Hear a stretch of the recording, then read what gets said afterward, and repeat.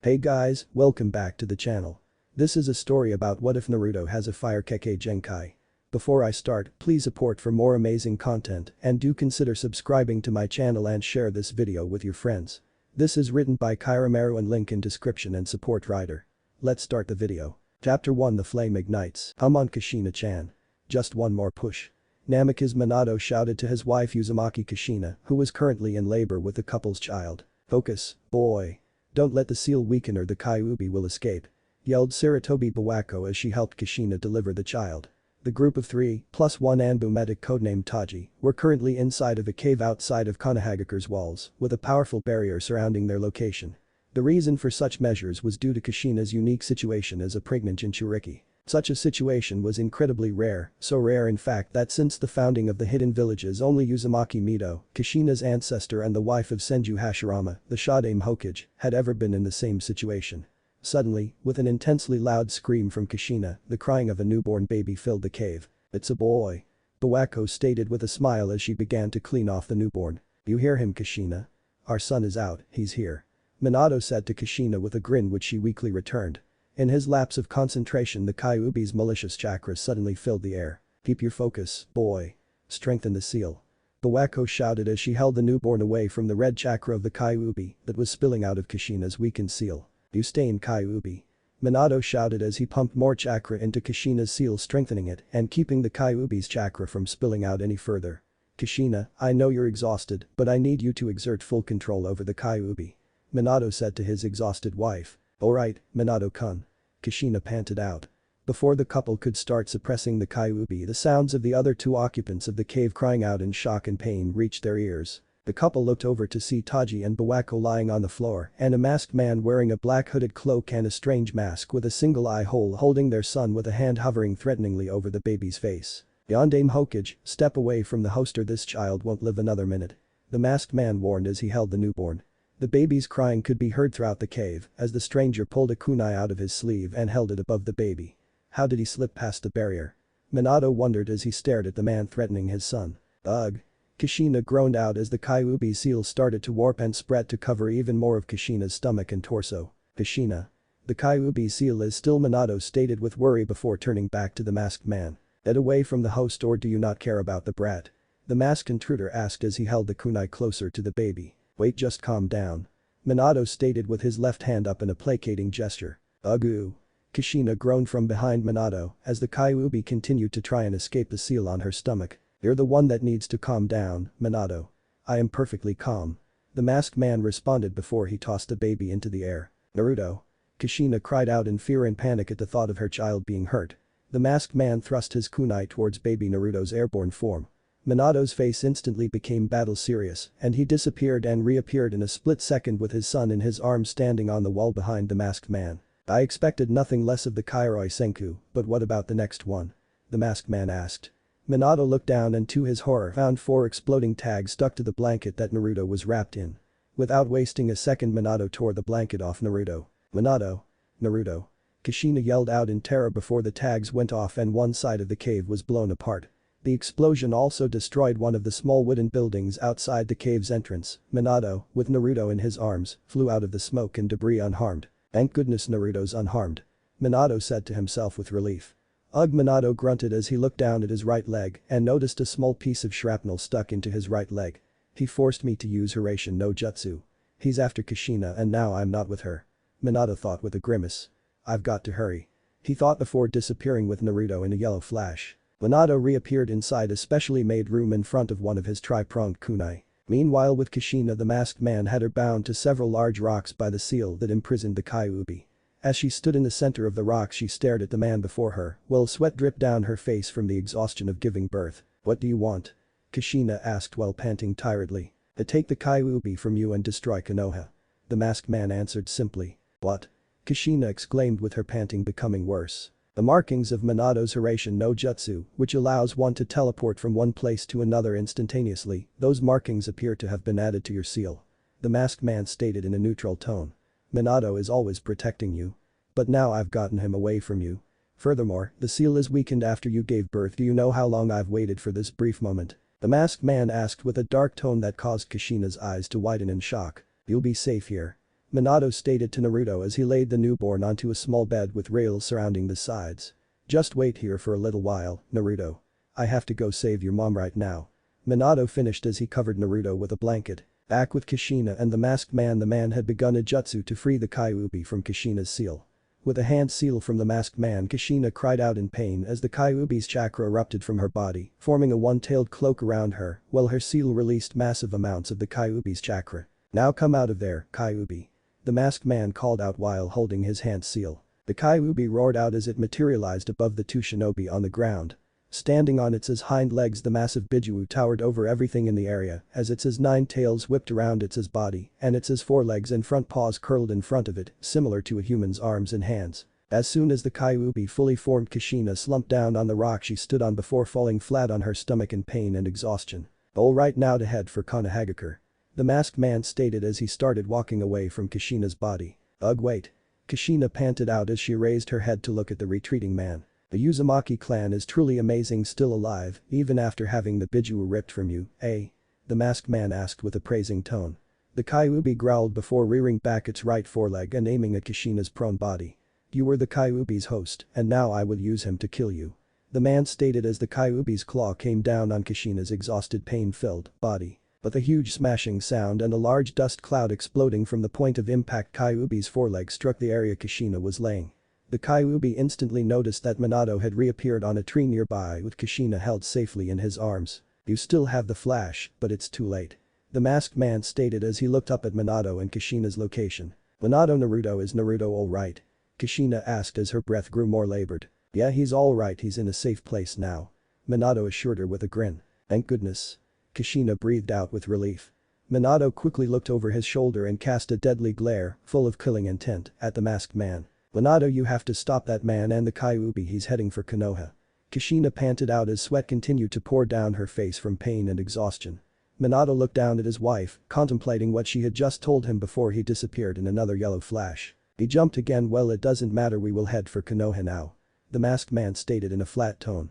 Minato reappeared with Kushina in his arms back in the same room he'd left baby Naruto in. Why? Kushina questioned him, noticing that they'd left the masked man's location entirely. It's fine, you're with Naruto now. Minato told her as he laid his wife down next to their newborn son. Kushina moved close to her child and quickly pulled him close to her in a hug. Naruto, Kushina sighed happily as she lightly nuzzled her sleeping child's head of soft blonde hair with a smile. Minato took in the loving scene before glaring and clenching his fists angrily. He quickly went over to the cabinet in the room and threw it open. Minato, thank you, go now. Kushina said tiredly as she held Naruto close to her. I'll be back soon. Minato stated as he finished putting on his headband, jounin vest, and white robe with red flames on the bottom, with the words Fourth Hokage written on the back. Back in the village, the Sandaime was sitting in his study at home when he suddenly felt a large spike of chakra. It can't be, he thought to himself, as he hadn't felt this particular chakra since he was a young boy. Meanwhile, in another part of the village, the masked man was putting his plan into motion. Uchiha no Jutsu. He stated as a massive summoning array appeared beneath his hand and spread out in all directions from his position. In an instant, the Kyuubi appeared inside the village of Konoha, smashing everything around it with its sheer size upon its appearance in the village. Several ninja and civilians were knocked away in the following shockwave and debris. That stated a Konoha shinobi as he looked up at the Kyuubi, unable to finish his sentence from the shock. Do it, Kyuubi. The masked man ordered, his Sharingan eye swirling in the one-eye hole in his mask. Roar. The Kyuubi roared out, releasing a shockwave of chakra from its mouth, instantly decimating all the buildings before it, sending shinobi and civilians alike flying inside a large cloud of debris. Sandaime Hokage-sama. The Kyuubi. The Kyuubi has suddenly appeared in the village. An Anbu with an ape mask stated as he appeared before the retired Hokage. I know. I'll take care of it. You all protect those that can't fight. Sarutobi ordered as he finished putting on his battle gear. Yes, sir. The ape mask Anbu stated with a bow. Did Kushina's seal break? Were all those precautions still not enough? Sarutobi wondered as he prepared to lead the shinobi of Konoha into battle. At the same time, Minato appeared on top of the Hokage monument on his own stone head and saw the Kyuubi near the center of the village. The Kyuubi, with its demonic senses, immediately noticed the small human that had suddenly appeared on top of the monument halfway across the village. So you sensed me, huh? Minato asked as he looked at the released Bijuu. Kyuubi's response was to start gathering massive amounts of chakra into its gaping maw for an Amari, menacing ball. I won't let you do this here. Minato stated as he started going through hand seals. Kyuubi quickly launched the gigantic sphere of black chakra at the yondaime. The massive sphere of super dense, demonic chakra vaporized every building it flew over as it headed towards the yondaime's location, ending even more lives as the sphere made its way through the village. As the Amari was about to strike the Hokage monument, it suddenly appeared to slam into an invisible wall before vanishing into a single point. Minato stood with his battle-hardened face glaring at the Kyuubi as he held a tri-pronged kunai between his hands. For something of this scale, I have to be very careful about where I send it. Minato thought as a massive explosion suddenly rocked the land about a mile behind the Hokage monument. The jutsu used to deflect the Kyuubi's attack, that's a space-time barrier1 Akimichi Chauza stated while holding his 8-foot-long war staff. Is it Minato? Questioned Narashikaku as he and the rest of the shinobi in their area looked on. Okay. Let's go. The Sandaime yelled to his men as they prepared to engage the Kyuubi. Right. Was the response from all the gathered shinobi as they followed the retired Hokage. I've got to let the Sandaime know what's going on as soon as possible. Minato thought as a black-clad figure tried to grab his shoulder. Minato quickly spun around and tried to jam his tri-pronged kunai into the figure's head, only for his kunai and everything else to suddenly pass through the man as if he wasn't there. You'll have to fight me. The masked man from before stated. And it's over. He said before Minato felt himself being pulled into some kind of space-time jutsu by the masked man. The masked man suddenly found the space before him empty. He jumped again. He's fast, I'll have to suck him in quicker next time the instant I touch him. The masked man stated as he looked at his empty hand. Minato landed roughly and slid a few feet from his haphazard use of Hiraishin no Jutsu before coming to a stop in the same place he'd used to escape the explosive tags and save Naruto earlier that night. He dodged my attack, but then he solidified and tried to suck me in. What was that jutsu? Minato thought to himself before a swirl began to form a few feet in front of him, bringing with it the masked ninja he had just escaped. I won't let you get away. The masked man stated plainly as he watched the yondaime get back to his feet. Can he use space-time ninjutsu too? So that's how he was able to move Kushina so quickly. He was able to get past the Anbu under the Sandaime's direct control and get through the top secret barrier. He knew that the Kyuubi's seal would be weakened when Kushina gave birth. Not only that, but he knew how to break the seal and tame the Kyuubi. He was also able to get through the barrier around Konoha. There's only one ninja I know who could do all that. Minato thought to himself as he stared down the masked man before him. Are you Uchiha Madara? Minato asked the masked man. Said man simply removed his hood without replying. No, you can't be, he's dead. Minato stated with a disbelieving tone. Well, who knows?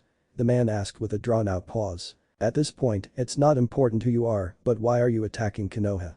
Minato questioned the man with a glare. I guess you could say it's both a whim and a plan. It's both for war and for peace. The man stated in a confusing and self-conflicting tone. Minato only intensified his glare at the man. Either way, he's no ordinary shinobi. He can control the Kyuubi and is better at space-time ninjutsu than me or Nidaime. Combined with his dangerous ideology, I have to put a stop to him here or he might unleash something even worse than the Kyuubi. Minato thought to himself as he assessed his enemy. If I jump to the village, he'll follow me and make the battlefield even more chaotic. But, like Madara, his Uchiha no Jutsu probably can't keep the Kyuubi here for long. I'll just have to trust the Sandaime to take care of the village. I have to stop this guy here. Minato decided as he rushed to engage his enemy. There is no hope for you. The masked shinobi shouted at Minato as he rushed to meet Minato's charge. Minato attempted to stab the masked man with a tri-pronged kunai, only to phase through him again and noticed that the masked shinobi had a chain connected to a shackle on each of his wrists that he used to try and restrain the yondaime. Only for Minato to instantly disappear and reappear at the other side of the clearing. His body, my physical attacks don't work on him. He only solidifies when he's about to attack. In other words, I'll just have to try attacking when he attacks me. Minato thought as he observed the masked shinobi. It's risky for him to attack, and with the Kyuubi's Uchiha in mind, he probably wants to finish this as quickly as possible. It's all down to whose attack is a split second faster. Minato thought as he rushed back at the masked man with his tri-pronged kunai in hand. As the two shinobi approached one another in a full sprint, Minato quickly threw his tri-pronged kunai at the masked man's head. The kunai, predictably, passed through the masked ninja's face and phased out of the back of his head. The masked shinobi reached up to grab Minato, only to notice that the yondaime now held a Rasengan in his right hand, which he was preparing to shove into the masked man's head. Victory is mine, the masked shinobi thought as he was going to touch Minato's arm before the Rasengan could reach him. Only for his hand to touch nothing as Minato suddenly disappeared and reappear above the kunai that had just passed through the masked man's head. Minato was quick to slam his Rasengan into the masked ninja's back and drive his enemy into the ground. Should he jump to that kunai? The masked man thought as he craned his neck to stare at the yondaime. That's Hiraishin no Jutsu, level 2. Minato stated as he caught the kunai he had used to perform the jutsu. The masked shinobi was smashed into the ground until it cracked, sending large pieces of dirt and rock flying. When the Rasengan dissipated, the masked man quickly jumped away from Minato as blood began to run down his back and both of his arms. Before he could react, Minato had appeared and stabbed him in the stomach with a tri-pronged kunai. Hiraishin no jutsu. I see, he must have put some marking on me. The masked shinobi thought as he saw the intense glare that Minato was giving him. Minato quickly slammed his hand onto the masked man's body, sealing runes quickly spread from the point of impact and covered the left side of the man's torso. The Kyaku Fuin, contract seal. Are you trying to break my contract with the Kyuubi? The masked shinobi asked in shock. Now the Kyuubi will no longer be yours to control. Minato answered. Back in Konoha, the Kyuubi suddenly let out a massive roar as its eyes changed from a Sharingan form back into their usual slit pupil. Suddenly the Kyuubi jumped straight backwards, smashed through the wall that surrounded Konoha, and landed in the forest surrounding the village. We've gotten it out of the village. Continue the attack.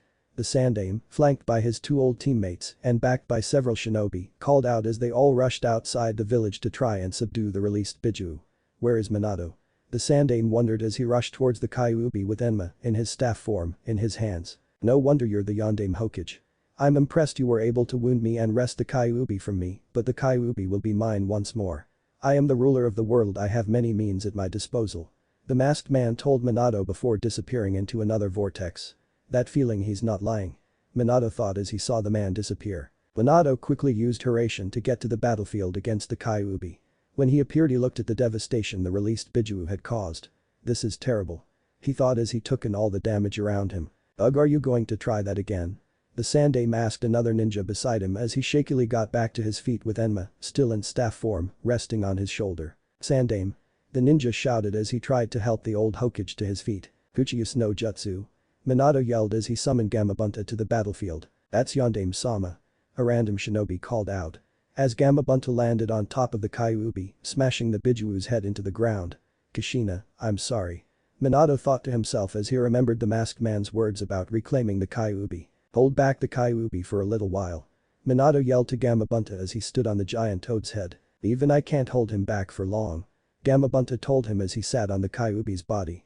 The Kyuubi was already forming another Amari and aiming it in the only direction it could, straight forward, towards the Sandaime and the ninja fighting with him. I'll need a lot of chakra to send away something this big. Minato shouted to Gamabunta as he prepared to start his jutsu. Ugh. The Sandaime grunted out as it saw the large black sphere of chakra the Kyuubi had in its mouth, all of it aimed directly at him. In an instant the Kyuubi vanished and the Sandaime stared in confusion as Gamabunta landed on the ground from the Kyuubi's sudden teleportation. Minato, where did he send the Kyuubi? Sarutobi questioned before a large explosion was heard and seen coming from a few miles away. Over there. The Sandaime said as he noticed the intense light of the explosion. The Kyuubi's Amari had destroyed the building that Kushina and Naruto had been left in, and the Kyuubi was trying to figure out where it was now by looking around itself in confusion. Minato reappeared with Kushina and Naruto in his arms behind a large tree where the Kyuubi couldn't see them. I have to get a barrier up as soon as possible. Minato stated before thinking. My chakra is almost gone. While he started panting from the exertion of teleporting the Kyuubi so far away from the battlefield. I can still fight, Minato. Kushina said tiredly as she activated her seal, and chains made of chakra emerged from her back and bound the Kyuubi and all 9 of its tails in a split second. Kushina, Minato said with a worried tone as Naruto started to cry in his arms. I guess we woke him up, sorry Naruto. Kushina panted out as blood began to seep out of her mouth. Kushina, what are you? Minato tried to speak before Kushina interrupted him. I'm going to draw the Kyuubi in and kill myself. That way I can put off the Kyuubi's resurrection. That's the only way the last of my chakra can be of help to you. Kushina was able to force out between pants as she felt her life slipping away. Thank you for everything. Kushina said with a smile as she looked towards Minato. Kushina, you made me the Yondaime Hokage. You made me a man. You made me this child's father. And yet Minato spoke loudly as he tried to rein in his emotions while Naruto continued to cry. Minato, don't look like that. I'm happy you love me and it's his birthday today. Kushina stated tiredly while looking at Naruto in Minato's arms. And most importantly, when I think about what our life would be like together if I lived, I can only picture happiness. Kushina panted out with a happy grin on her exhausted face. Minato couldn't hold back and let a tear fall down his face at his wife's words. If there's one thing I regret, it's that I won't get to see Naruto grow up. Kushina spoke through her exhausted state. Kushina, there's no need for you to die with the Kyuubi. Use your remaining chakra so you can be reunited with Naruto. Minato said with conviction. Huh? Kushina asked with a questioning look. I'll seal your remaining chakra inside Naruto with a Haki Fuin, 8-symbol seal. Then I will take the Kyuubi down with me. Since I'm not the host, I can use Shiki Fujin, dead demon consuming seal. Minato explained to her as he held the now sleeping Naruto. But with that seal you'll Kushina exclaimed with a shocked expression. There's one more thing, I can only seal half the Kyuubi's power, it's just not physically possible to seal it completely, it's not strategically feasible either. If you take the Kyuubi down with you, there won't be a host until the Kyuubi is revived and the Bijuu balance will be thrown out of whack. With Shiki Fujin, I can seal half the Kyuubi's power forever. The other half. Minato paused here as he remembered what his sensei, Jiraiya, had told him about the child of prophecy. The child that would be the savior of the shinobi world. I'll seal within Naruto, with Haki Fuin. Minato finished his sentence much to the shock of Kushina. I know what you want to say, but Jiraiya-sensei talked about the coming revolution and the catastrophes that will come with it. Today I realized two things. The masked man that attacked you, he will bring catastrophe upon us. This child is the one who will stop him. As the host, he will clear the way to the future. For some reason, I just know. Minato finished as he set Naruto in front of Kushina. At this time the Sandaime had finally made it to the area that Minato had transported the Kyuubi to. But Minato Kushina tried to find something to say, but couldn't. Minato quickly went through the 9 hand seals for the Shiki Fujin. Once he completed the hand seals, the Shinigami appeared behind Minato with a spectral figure of Minato already bound in the death god's hair. Have faith in this child. After all, he is our son. Minato stated before explaining the final part of his plan. After I use the Shiki Fujin, I'll seal your chakra inside Naruto. You won't get to see him for very long once he's grown up, but I want you to help him out when he tries to control the Kyuubi as it's his host. Minato told her with the Shinigami hovering motionless behind him. But he's our son and I don't want him to have to bear that burden. Kushina stated while looking Minato in the eyes. And why the Shiki Fujin? Just so I can see him when he's grown up. It won't even be for that long, there's no reason for you to die for that. I wanted you to stay with Naruto and watch over him as he grows up. So why? To preserve the balance between the Bijuu. For our country. Our village. There's no reason to sacrifice Naruto for that. You shouldn't sacrifice yourself for me. Kushina finished before panting to get her breath back and from her condition. Abandoning one's country, abandoning one's village, that's the same as abandoning one's child. As someone whose country was destroyed, you should understand that best, shouldn't you? You know the harsh life that awaits those without a country. Besides, we are a family of shinobi. Minato explained while Kushina looked up at him unconvinced. Even if I were to live, I could never compare to you, even if just for a short time there is something you can give him as his mother that I never could. That is a mother's role. I'm not doing this just for you, I'm doing it for Naruto. I am willing to die for my son, that is my role as his father. Minato finished while looking at Kushina with determination shining in his eyes. The Shinigami moved his left hand as the rosary beads in his hand wrapped around his arm and strange black markings began to spread along the death god's arm. That seal, could it be the Shiki Fujin? Sarutobi questioned as he was within eyesight of the Kyuubi. Sandaime-sama. What's going on? Questioned two Jounin as they landed behind the old Hokage. DRRRRRR. The Kyuubi growled as it was further restrained by the chakra chains that bound it. It's no use, I can't get inside the barrier that's keeping the Kyuubi from getting out. They're planning on taking care of the Kyuubi on their own. Sarutobi stated as he pressed his hand against the giant barrier that prevented him from trying to assist the couple dealing with the Kyuubi. The Shinigami finished his preparations for his task before pushing his hand into the spectral representation of Minato that was held by his hair. Out of the real Minato's stomach, the death god's hand emerged and launched itself, the god's arm ever stretching, towards the Kyuubi. Damn you Yondaime Hokage. The Kyuubi thought as the Shinigami's hand grabbed its left foreleg. Seal. Minato stated with finality as his gaze was completely determined. Roar. The Kyuubi roared out as half of its chakra was torn from its body and dragged inside of Minato. I'm paralyzed, I had no idea the chakra would be this heavy. Minato thought as his vision was fading in and out. That is the Shiki Fujin. I can't believe he's really using it. Sarutobi stated in shock as he watched the fate of the Bijuu. But the Kyuubi's still there. Was he not able to fully seal it? One of the Jounin asked the Sandaime. The Kyuubi is smaller. Sarutobi stated as they saw that the Kyuubi was only about a fifth of its original size. DRRRRRR. The Kyuubi growled in anger as it watched the humans continue working. Okay, now for the Haki Fuin, I'll seal the Kyuubi inside Naruto. Minato stated as he summoned a small pedestal surrounded by 8 candles. That's a ceremonial pedestal. Does he mean to seal me away again? In that child. The Kyuubi wondered angrily as it continued to growl in rage. Minato carefully set Naruto on the pedestal. Suddenly Kushina coughed up blood behind him, causing him to turn around and look at her. "Kushina? Are you okay?" Minato questioned as Kushina continued to cough and spit up blood. The chakra chains binding the Kyuubi went slack when Kushina lost her focus on them, prompting the Kyuubi to try and end the attempt to seal him again by attacking Naruto. As it brought its claws down to attack Naruto, both Kushina and Minato jumped into the path of the claws and were impaled by the one claw that would have killed Naruto. "I told you this is something even a father can do," Minato told Kushina as they held the claw back from harming their son. "Then a mother would be even better, right?" Kushina asked as she tightened the chains holding the Kyuubi again. "Is the child there?" Sarutobi questioned the Jounin next to him. "They protected him," the Jounin answered back. "You bastards." The Kyuubi actually spoke as the chains were once again painfully restraining it. "Alright, this is the first time I've ever lost an argument with you, that's how I know you must be serious," Kushina said, silently giving Minato her consent to go through with his plan. "Thanks, Kushina," Minato said before wiping some blood on his hand and summoning a special toad with the Kuchius no Jutsu. Said the toad as it appeared with its arms crossed. "Whoa. The Kyuubi," the toad exclaimed in fright as it saw the Biju. "Yandane, what are you doing?" the toad questioned. "Amatora, I'm giving you the key to the seal. I want you to take it to Jiraiya-sensei and immediately store it inside of him," Minato instructed the toad, who was quick to comply. "I see. So Minato is making his own son the host in order to save the village," Sarutobi remarked as Minato's plan finally fell into place in his head. "I have the key. So now I will go," Gamatora stated as he disappeared in a cloud of smoke. "That's a relief," Minato stated as he prepared the next seal, while the Shinigami removed the knife from his mouth. "Kushina, you're not going to last much longer. I'll give you the Haki Fuin now. I want to seal a little of my chakra inside of Naruto as well. You won't see him for a while, so tell him anything you want to say now," Minato told her quietly as he prepared to seal. "Naruto, don't be a picky eater, eat heartily so you grow big and strong. Take a bath every day and keep warm and don't stay up late, get enough sleep. Make friends, you don't need a lot, but a few true friends you can really trust. I was never good at it myself, but study hard and practice your ninjutsu, but everyone has things they're good at and things they're not, so if you have a hard time, don't let it get you down. Respect your sensei and senpai at the academy.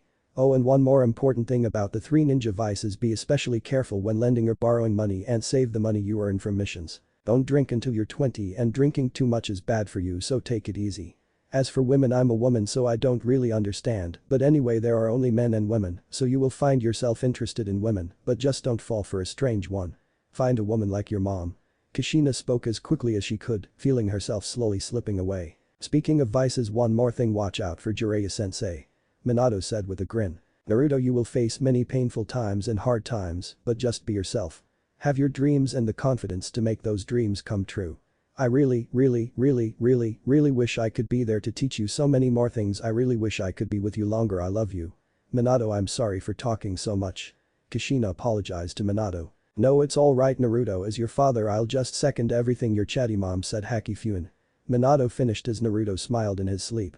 As Minato finished the seal, the Kyuubi disappeared entirely and Kushina passed on with a smile on her face as well. Sarutobi quickly ran to Minato's side and caught the dying Hokage before he hit the ground. "Minato, why?" Sarutobi asked as he held the dying Hokage. "Sarutobi, make sure they see him as a hero," Minato said in a whispery voice. "I will, Minato, I promise you," Sarutobi stated sadly as he watched the life leaving Minato's eyes. "Also, contact my father in the capital. Let him know what happened. He'll raise Naruto," Minato asked Sarutobi, who looked shocked. "You want me to contact your father, Yamamoto? He hasn't left the capital since you became a shinobi for Konoha. Will he really come here?" Sarutobi questioned. "Yes, he told me to let him know when his grandchild was born. He wants to train the child in our bloodline. Even though I never activated it, I know Naruto will. Tusan will keep Naruto safe until he can protect himself. Please call him to Konoha for his grandson's sake," Minato pleaded with his final breaths. "I will, Minato. I'll drag your father here if I have to. You can rest peacefully with that promise, I'll make sure of it," Sarutobi promised as Minato smiled one more time before slipping away into the Shinigami's embrace. "This is going to be a very eventful week, I can already tell," Sarutobi thought to himself as he had both Jounin help him carry Minato and Kushina back to Konoha for a proper burial. XXX time skip 1 week later. XXX. I was right. Sarutobi sighed mentally as for the 7th time this week he was in another council meeting about what to do with young Naruto. The civilian council members wanted the boy turned into a weapon, imprisoned until he was needed during a war, or just outright executed to keep a repeat of the Kyuubi attack from ever happening again. The shinobi council members, made up of the shinobi clan heads, wanted the boy watched carefully but otherwise left to be a normal child. While Sarutobi and his advisors, Uchiha Kaharu and Mitsukoto Himura, wanted the boy raised as a normal child and the knowledge of the Kyuubi kept from him as long as possible to prevent any accidents from occurring with the Biju. "I say we should just execute the little monster and be done with it," yelled a pink-haired woman on the civilian council. Many calls of agreement came from the civilian side of the room. "Your plan could just as easily doom us all. What if the seal breaks and allows the Kyuubi to roam free again? How many citizens do we need to lose before you learn to stop messing with something you don't understand?" Kaharu asked the civilian woman with a scowl on her face.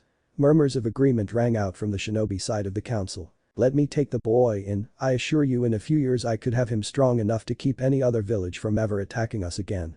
Shimura Danzo spoke up from his place on the council. "For the last time, Danzo, Naruto will not be used as a weapon of war. He is a child and will be treated as such." Sarutobi stated with a look that could freeze most men in their tracks. Danzo simply shrugged it off and sat quietly, though Sarutobi was damn sure the gears in the old warhawk's brain were turning faster than they had in years. "If something isn't done about the demon then I'll get rid of it myself." A large, heavy-set, civilian councilman spoke out as he stood from his chair in rage. He'd lost his entire business to the Kyuubi's rampage, and he wouldn't accept anything less than execution for the monster that had ruined his business and left him bankrupt. Without warning, a massive spike in chakra filled the room, and a heavy pressure that only a few could even recognize as killing intent had almost everyone in the room choking on their own breath. The door to the council chambers was slid open by an old man with a long beard that reached the top of his stomach and was kept neat with a long, dark purple cloth that was wrapped around the hair to keep it tame. He had no hair on his head, but he walked completely upright and had a wooden cane that looked like it came from a large tree branch in his right hand. His clothing consisted of a solid black kimono and hamaka pants, with a long, wide overcoat that reached down to just above his ankles, with dark orange flames lining the bottom and the kanji for Namikaze going vertically down the back. This man was Namikaze Yamamoto, the current head of the Namikaze clan, and supposedly still one of the strongest shinobi alive, even at his current age of 61. He was also Naruto's grandfather. "Okage Dono, please pardon my intrusion," Yamamoto said before turning towards the councilman that just threatened to kill his grandchild. The councilman was already on his knees fighting for every breath he managed to take when Yamamoto approached him. "Listen well, child, if I ever come to believe that you are plotting to harm my grandchild, I will ensure that you never see the next sunrise, do I make myself clear?" Yamamoto asked as he practically crushed the civilian with his chakra and killing intent alone. All the councilman could do was nod before he finally passed out from the strain Yamamoto's presence placed on him. But that the massive chakra and oppressive killing intent vanished entirely. "My apologies, Hokage Dono, but I believe my position on this matter has been relayed to everyone. Now if I may, I'd like to see my grandchild and take him to the Namikaze home in this village." Yamamoto intoned in a calm and professional manner. "Of course, Namikaze Dono, I shall personally escort you to Naruto's current care room in the hospital," Sarutobi stated before standing up from his chair. "Meeting adjourned, you're all dismissed," Sarutobi stated to the council while walking beside Yamamoto towards the hospital. "I must admit, Yamamoto Dono, I was worried you may not have come. I know you were initially against Minato becoming a Konoha shinobi instead of a daimyo shinobi in the capital. I only wanted what I thought was best for my son. He proved to me years ago that he was happy being a Konoha shinobi, so I let him be and stayed in the capital to continue serving the daimyo directly.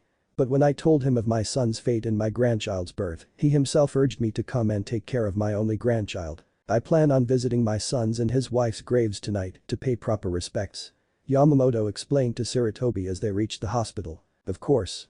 I'll show you to them personally as well," Sarutobi stated, to which Yamamoto nodded his thanks. Upon entering the hospital and going up 2 flights of stairs, the 2 old men reached Naruto's nursery room. When they both entered they noticed Naruto being gently rocked back and forth by a young nurse who cooed at the adorable blonde baby that was currently awake and trying to reach towards the nurse's outstretched finger. After taking in the adorable scene for a moment, Yamamoto and Sarutobi announced their presence to the young woman, who reluctantly let the little blonde ball of sunshine be taken from her arms.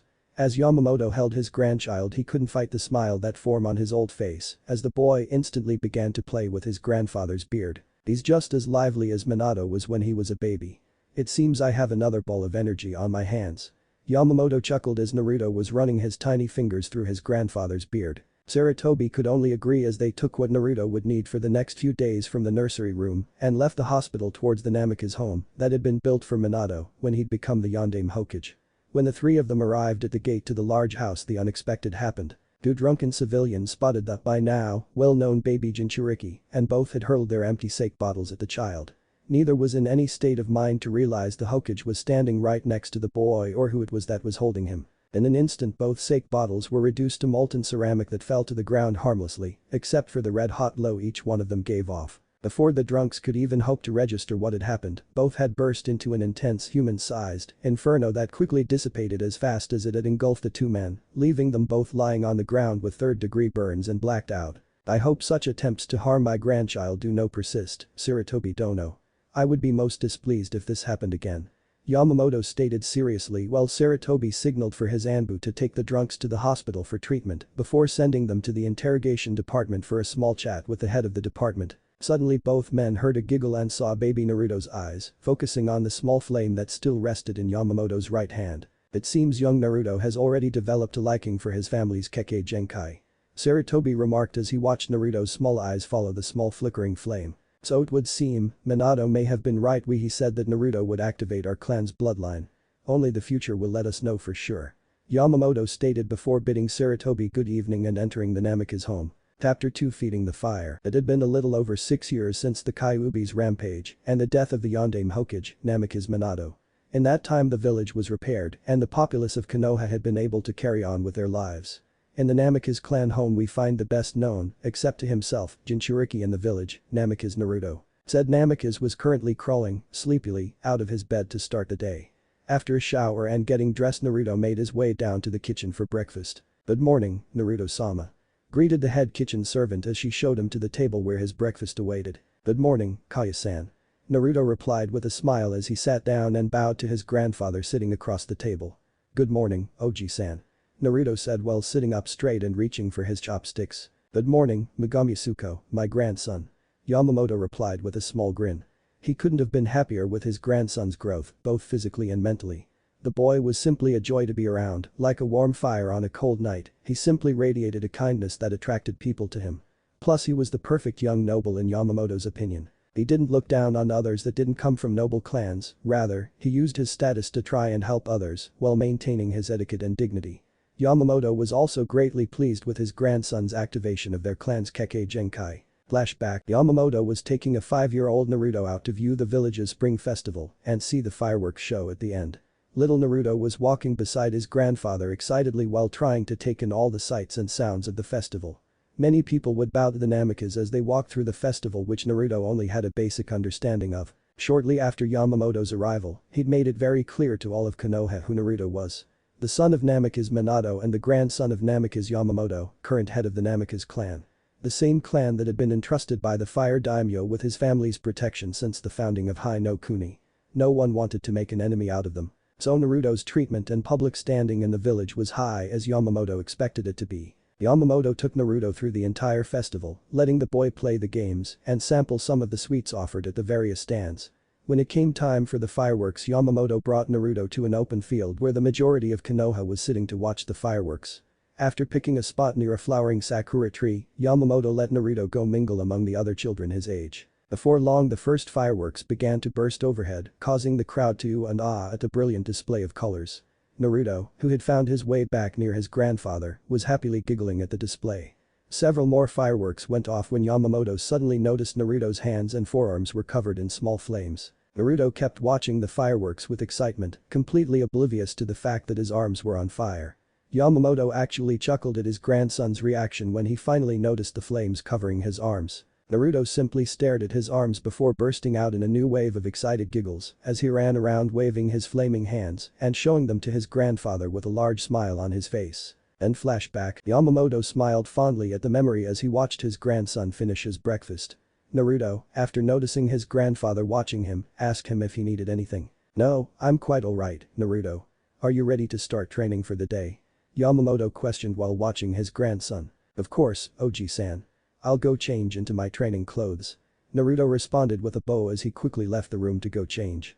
Yamamoto was happy to see such enthusiasm and stood from the table to head outside to the training field in the large backyard of the compound. To be honest, he was impressed with his grandson's progress with their bloodline, a little over a year of training, and the boy could already keep himself from bursting into flames when his emotions hit their peaks.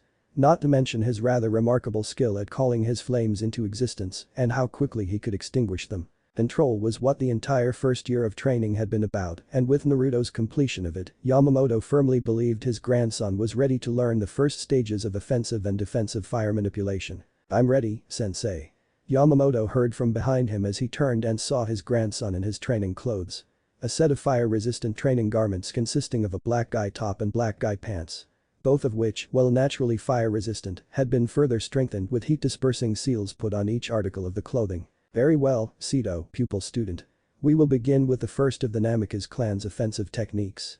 Yamamoto stated as Naruto nodded with a determined look on his face. Yamamoto slowly brought his hands together, one above the other, with both hands open just enough that you could see the space between his hands. He slowly started to move his hands back and forth with each hand moving in the opposite direction from the other. After the first 2 times a small spark could be seen between his hands with each movement. Then with a spark and a faint snap, a ball of reddish flames appeared in each of Yamamoto's hands. "Kasho Hapaken, destructive fire-emitting palm fist," Yamamoto stated as he held both of the baseball-sized spheres of flame in his hands. "This is what you will be learning first. It is the most basic offensive Namikaze clan technique. It can be used to increase the power of your fists, like so." Yamamoto explained as he used the sphere in his left hand and punched a training log beside him, causing the fireball to explode and the training post to break in half. Or preferably, it can be used as a range technique, observe. Yamamoto finished as he threw the fireball in his right hand at a training post 50 feet away. The fireball exploded on impact and the post was left broken and scorched. "When you are ready, you may begin," Yamamoto stated as he stepped back to watch his grandson work. "Yes, sensei." Naruto replied as he quickly got to work on the technique. Naruto quickly channeled his chakra into his palms and tried moving his hands past each other. He kept trying but didn't get so much as a spark. "What am I doing wrong? I'm doing exactly what Oji-san did and I'm getting nothing, so what am I missing?" Naruto wondered to himself as he continued moving his hands. "You won't grasp this technique just by moving your hands, Sito. Remember how I showed you to make a campfire before you activated the Kenshite? Try using that experience to learn this technique." Yamamoto instructed from his place sitting on the wooden back porch. "Yes, sensei." Naruto responded as he thought back to what his grandfather had shown him. "We struck 2 flint rocks together until they caught the tinder on fire. What does that have to do with this technique?" Naruto wondered to himself as he thought about what he was doing. "Wait, that's it. I'm not causing any friction with my hands so I can't get a spark. But Oji-san didn't let his hands touch at all and he still got it, what else is there?" Naruto wondered as he continued to contemplate the technique. Yamamoto smiled at seeing his grandson work so hard to figure the technique out on his own. He'll go far in the world with that kind of hard work. He mused to himself as a sudden look of understanding crossed Naruto's face. "Oh, it looks like he's figured it out." Yamamoto smiled as Naruto started trying the technique again. "It's so simple." Naruto exclaimed to himself as he started moving his hands back and forth. "I just have to create friction to get the spark and since I can't do that with my hands, I have to do it with my chakra." Naruto thought as a spark came to life between his hands. The second spark came and Naruto added a small burst of chakra to his hands. But the small snap a softball-sized ball of reddish fire was being held in Naruto's hands. "Very good, Sito. You've grasped the formation of this technique. Now let's see you use it," Yamamoto said while pointing towards a training post about 15 feet away. "Yes, sensei." Naruto replied as he shifted his feet and moved the fireball to his right hand. He took a second to aim before throwing the ball directly at the post. The fireball hit the post and exploded causing the post to splinter and blacken on one side. "Very good, Sito. You'll soon learn to do that almost instantly. Now for the basic defensive technique of the Namikaze clan," Yamamoto stated as he was quickly covered in a dome of fire. Just as quickly as it appeared the dome dispersed showing Yamamoto without a singe on him. "Hagara. Fire shell," Yamamoto said while walking towards Naruto. "Once you've grasped this technique we'll take a break for a while and then we'll work to have you perfect these 2 techniques before we move on to anything more advanced," Yamamoto explained as Naruto nodded. This technique seemed a bit simpler anyway. "Hagara," Naruto stated as a large dome of fire covered him from view. "Not bad," Yamamoto thought to himself as he observed the large dome of yellowish-orange flames. "A little bigger than it really needs to be, but if it was a few feet thick that would be normal enough." He mused as he watched the flames disperse to reveal an unsinged Naruto smiling happily at his grandfather. "So, how was that, sensei?" Naruto asked. "Very good. A little larger than necessary, but a fine Hagara all the same. Let's take a break," Yamamoto replied as he led Naruto back to the porch. After a moment a servant came and served the two Namikaze tea before leaving them to their conversation. "So, Oji-san, why can't I just call up a regular fireball instead of making a Kasho Hapaken?" Naruto asked as he sipped his tea next to his grandfather. "Ah, I had a feeling you'd ask once you started learning the techniques." Yamamoto responded as he chuckled slightly. "You see, Naruto, it is easier to form a fireball out of our flames and send it at an enemy rather than create a Kasho Hapaken. However, the Kasho Hapaken has much greater range and explosive force than any regular fireball. In my experience a single Kasho Hapaken can be thrown through 2 or even 3 Kaiten Gakkaku no Jutsu techniques and still strike an enemy with enough force to disable or kill. Provided it's created with enough chakra to give it that much power." Yamamoto explained as he picked up his tea and took a sip. "Oh, I see. So each of the techniques has advantages over just throwing our flames around. That makes sense, why call it a technique at all if it doesn't have something about it that makes it different than what we can do easily, right?" Naruto asked his grandfather. "Very true, Naruto. Is there anything else you'd like to ask me?" Yamamoto questioned his grandson. "Actually, could you explain the Shinseihi, sacred fires, to me again?" Naruto asked with a bow. Yamamoto chuckled at his grandson's request, knowing the boy was fixated on the Shinseihi and would someday want to learn the ways to access their power. "Alright, I suppose I'll tell you about them again. Thank you, Oji-san."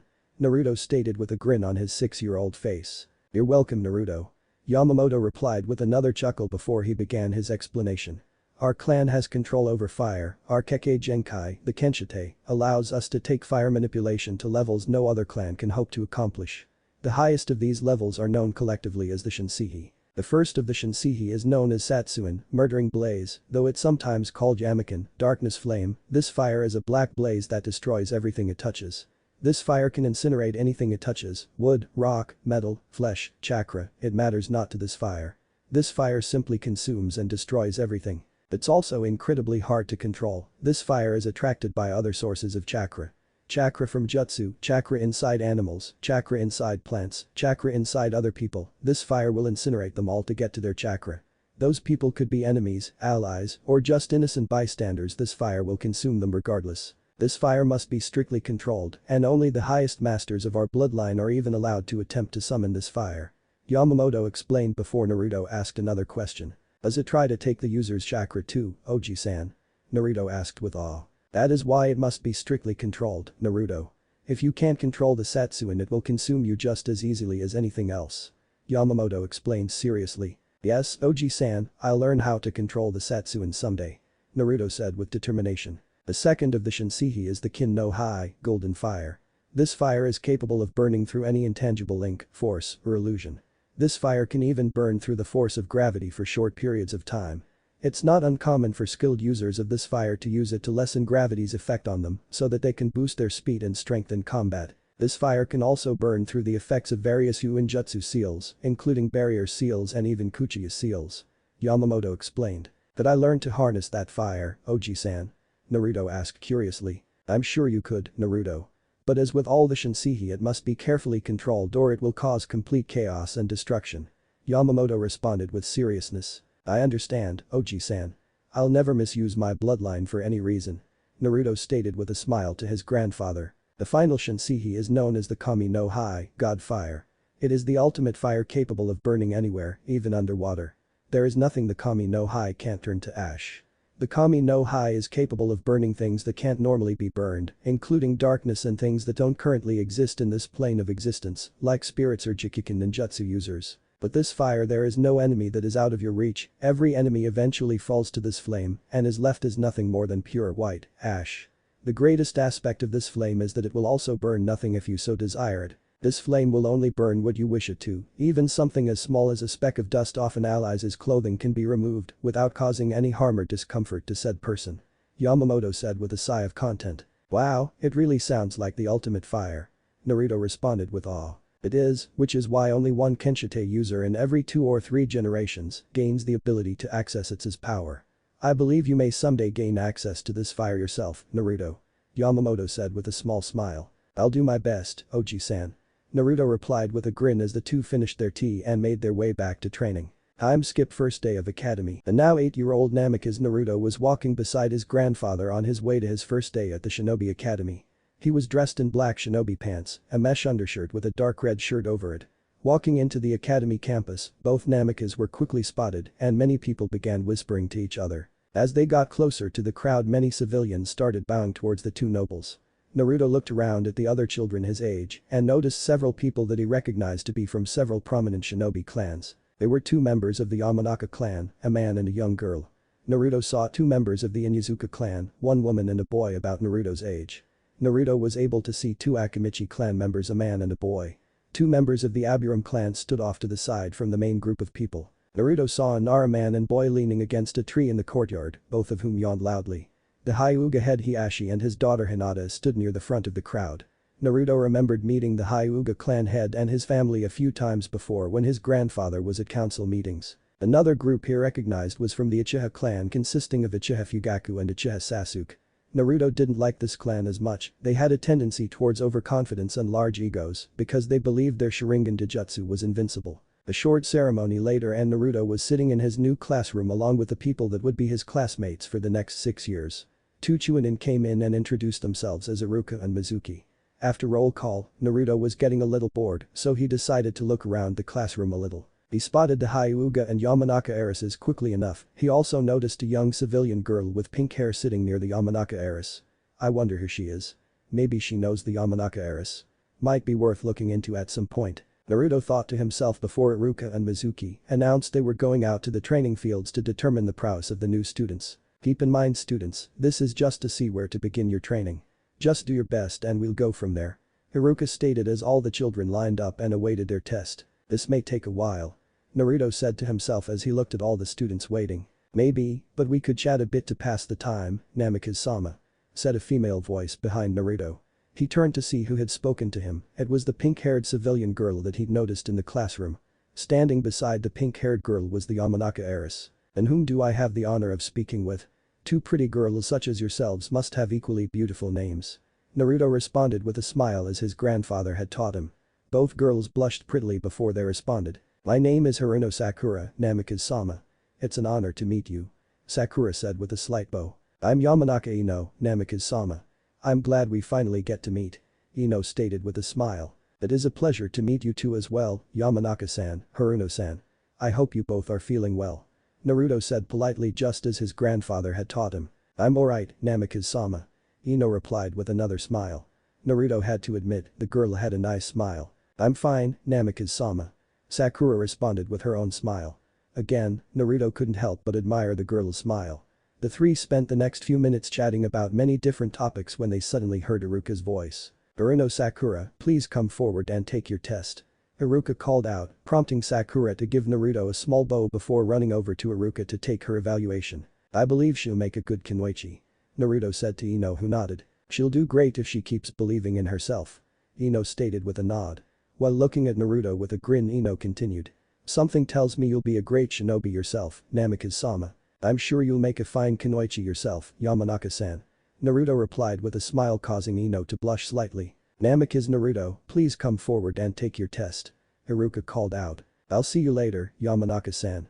Naruto said before he walked up to Iruka and waited for his instructions. Alright, Namikaze-san, I need you to show me your accuracy with kunai and shuriken, as well as your current prowess with taijutsu. You may begin when ready. Iruka stated before stepping back a few feet. Naruto nodded before he picked up his 10 shuriken and threw one after another at the targets 30 feet away. His final shuriken score was 9 of 10. Naruto was quick to throw his kunai, scoring another 9 out of 10. After Iruka tallied up his score for weapons, Naruto was ushered over to the taijutsu sparring ring where the rules of the spar were explained to him. All you have to do is spar with Mizuki and I'll grade your performance. If you're able to land a solid blow on Mizuki, your spar will be completed. Iruka explained to Naruto. Naruto nodded before stepping into the ring and sliding into his taijutsu stance. Whenever you're ready, Namikaze-san. Mizuki said while making the come-on motion with his right hand. Naruto said nothing as he quickly moved into close range and shot off a quick side kick at Mizuki's ribs. Mizuki blocked the kick and countered with one of his own. Naruto parried the kick and launched a straight right punch towards Mizuki's face. Mizuki caught Naruto's fist and sent a right hook at Naruto's face.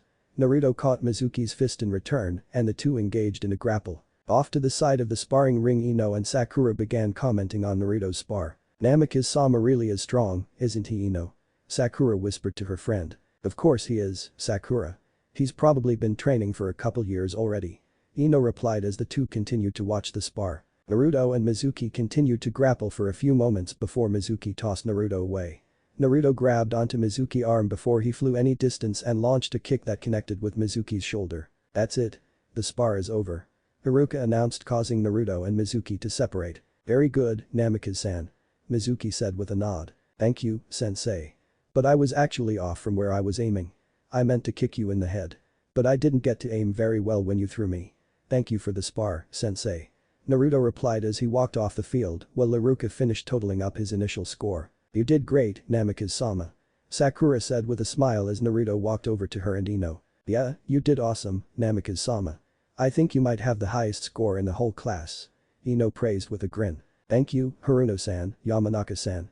I wish you good luck as well, Yamanaka-san. Naruto replied to the girls. Thank you, Namikaze-sama. I'll do my best. Ino replied with a smile. By the end of the day Naruto could say he had 2 new friends in Ino and Sakura. He hoped to have more before the school year ended. As he walked into the Namikaze clan compound he was quick to seek out his grandfather. He found him in the meditation garden with his wooden cane by his side. I'm home, Oji-san. Naruto announced with a bow. So I see Megami Yasuko. Tell me, how was your first day? Yamamoto asked his grandson as he opened his eyes to see his grandson. It was good, Oji-san. I made 2 new friends. Naruto answered as he sat in front of his grandfather. And who might these new friends be? Yamamoto questioned. They're both girls my age, Oji-san. Their names are Yamanaka Ino and Haruno Sakura. They're both very kind. Naruto replied. I see, so are you already preparing to start up another part of the clan here? Yamamoto asked with a chuckle as he watched his grandson's face go bright red. Oji-san. I'm a little young for such things, aren't I? Naruto questioned with a blush on his face. You're fine, Naruto. I'm sure you'll be having the affection and attention of multiple women when you're a little older. Yamamoto stated while still chuckling. If you say so, Oji-san. Naruto replied. I'm sure, Naruto. Now, let's get washed up for dinner. I believe Kaya-san is fixing your favorite dinner tonight in celebration of your first day of school. Yamamoto stated as he stood up and followed his grandson into the main house. End chapter 3. The Fire Grows. It had been a year since Naruto had first set foot in the Shinobi Academy. In that time he had risen to the top ranks of his class. Naruto held the top spot since the first month of his instruction. This made Uchiha Sasuke his top rival, something the Uchiha was not happy about. Naruto had also made friends with a few of his classmates. There was Kiba, the heir of the Inuzuka clan, Shikamaru, the heir of the Nara clan, and Choji, the heir of the Akimichi clan. Not only had Naruto been maintaining his position at the top of his class, he had also progressed well in his Kekkei genkai training. He had completely mastered the first 2 techniques his grandfather had shown the year before. He was now on the next 2 techniques of the Namikaze clan arsenal, the offensive Bakuhateru, exploding firefly, and the defensive Mitaraman, burning gate. Naruto was currently remembering back to when his grandfather first showed him the 2 techniques. Flashback. Naruto, you have done well to master the first techniques, now you will begin on the next 2 techniques of the Namikaze clan. They are known as Bakuhateru and Mitaraman.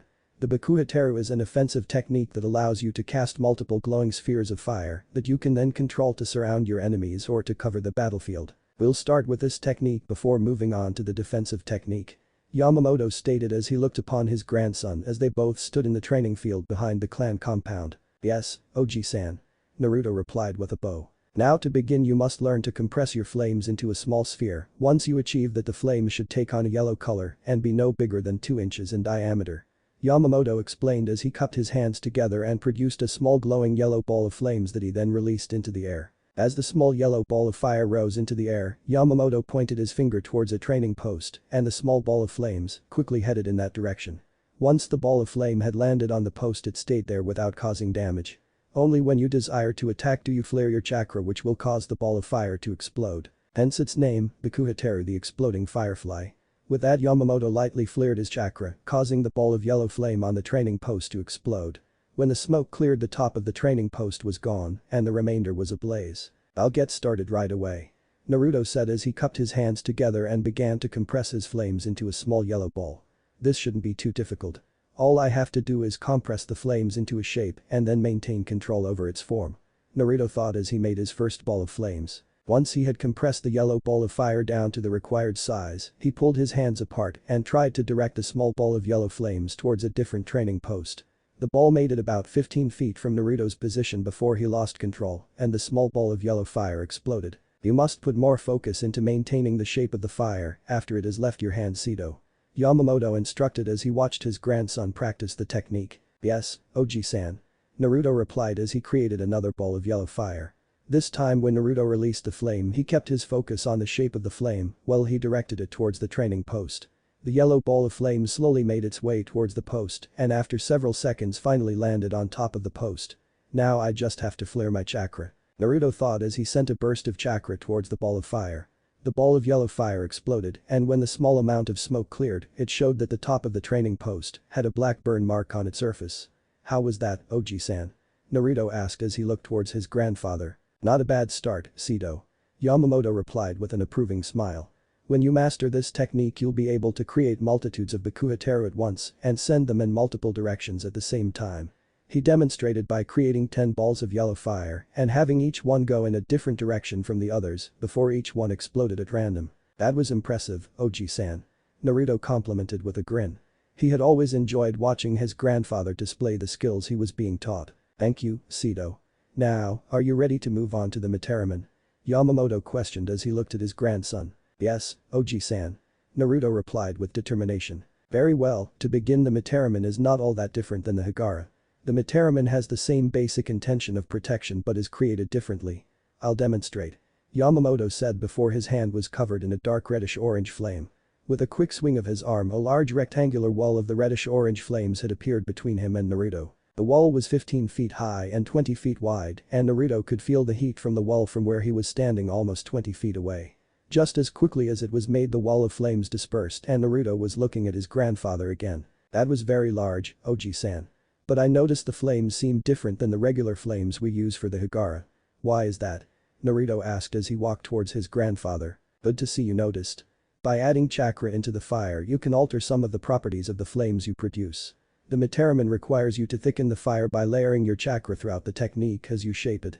Not only does this increase the heat of the flame, but it makes it harder for things to move through the fire. But so much chakra layered into the technique it makes an almost semi-solid construct and can block most thrown weapons and any Suiton ninjutsu that doesn't have enough liquid volume to overcome the density of the wall and the intense heat. Though as a warning, Sito, Doton ninjutsu are sometimes able to pierce through the Mitaramen, especially if you haven't layered enough chakra into the technique. Yamamoto said before motioning Naruto to try the technique. Naruto concentrated on his right hand and flames covered it rapidly. He quickly added more chakra causing the flame to grow larger. That's not right. It doesn't need to get bigger. It needs to become denser. Naruto though as he pulled his chakra back and the flame returned to its original size. Oji-san said I had to layer my chakra throughout the fire as I formed the technique. So, maybe like this. He thought to himself as he began to send chakra into the flame in alternate waves, from slow-moving large waves to quick-moving small waves. Through his intense concentration he noticed as the flame in his hand became heavier and began to take on the reddish-orange coloration that his grandfather's had. Alright, let's try it out. He thought as he swung his arm while molding his chakra through the flame into the correct shape he wanted. Mitaramen. Naruto stated as his own wall of reddish-orange flames formed in between himself and his grandfather. Right away Naruto noticed that his wall was a bit misshapen, it was more of a triangle than a rectangle, and it was rather small, only about 7 feet high and maybe 8 feet wide. Plus it wasn't all that thick either, close to 10 inches thick at the most and in some places as little as 4 inches in thickness. Well, that could have gone better. Naruto said as he watched his technique disperse. A good first attempt, Sito. Yamamoto congratulated as he approached his grandson. You'll get better with experience and practice. But for now let us head to the onsen and soak away the day's tension before dinner. Yamamoto said as he led his grandson towards the private onsen off to the side of the Namikaze compound. And FLASHBACK. Naruto was pulled from his thoughts by the arrival of Iruka and Mizuki. He, along with the rest of the class, turned towards the front of the room as the two instructors prepared to start class. Alright students, today we're going to start with conditioning followed up by some new taijutsu practice. Iruka announced as some of the students groaned about it being too early in the morning for physical activity. Man, this is so troublesome. Naruto heard Shikamaru mumble as the class made their way down to the schoolyard and the exercise field. You think everything is troublesome, Shika? Chaoji said with a smile as he popped another chip into his mouth. Because he's lazier than anybody else in the academy. Kiba remarked with a smirk as he walked beside the two with his hands behind his head. Troublesome. Shikamaru replied with a sigh. Naruto just shook his head slightly at his lazy friend and his insistence that everything was troublesome. The class finished their conditioning roughly an hour after arriving at the field, after which they were given a 10-minute break before Iruka called them all over to explain their new Taijutsu training. Okay class, today we're going to practice fighting multiple opponents at the same time. We'll start off with 2-on-1, and if anyone shows a lot of skill we might let them try 3-on-1. Iruka explained as Mizuki picked up a clipboard and called out the first 3 students to try.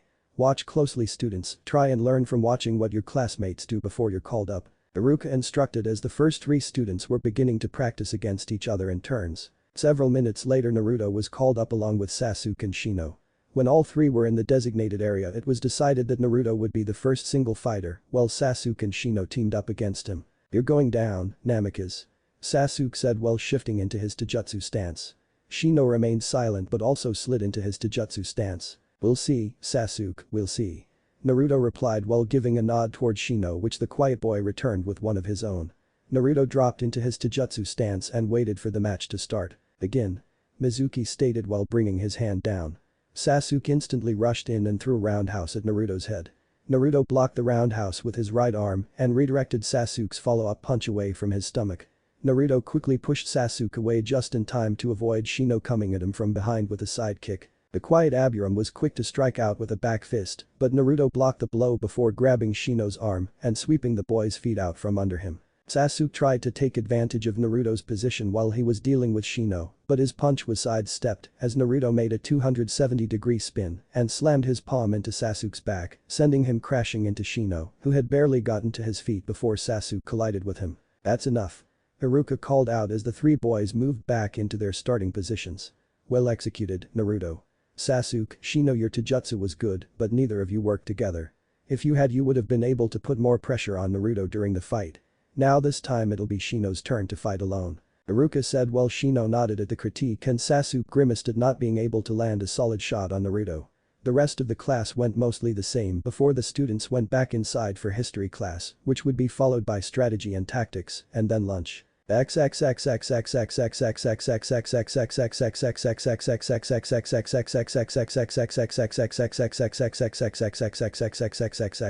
academy was in session, Namikaze Yamamoto, Hiruzen Sarutobi, Udatain Kaheru, and Mitakato Himura were having a secret meeting in the Hokage's office.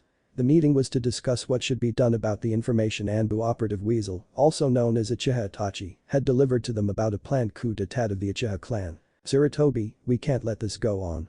The Uchiha clan has to be stopped. Himura spoke as he looked over the information Itachi had provided. I agree, Sarutobi. The Uchiha haven't even made an attempt at talking peacefully about anything they want in the council sessions. It's always one demand after another, without regard for whomever they would be taking from. Now, we find solid evidence of treason, along with this ever-increasing demand for what they want. They need to be brought to heel. Kaheru said with a grimace. It wasn't like they hadn't tried to negotiate with the Uchiha clan during the council meetings, the Taijutsu wielders simply wouldn't compromise. What are the daimyo's feelings on this, Yamamoto? Hiruzen questioned with a sigh. He didn't want to have a civil war in Konoha, but he also couldn't reach any agreement with Uchiha Fugaku during any of their non-council meetings. The man was too damn stubborn. The daimyo has declared that to ensure stability of Konohagakure no Sado, the Uchiha clan must either call off their planned coup or the Uchiha instigators must be punished for treason against the village and Hai no Kuni.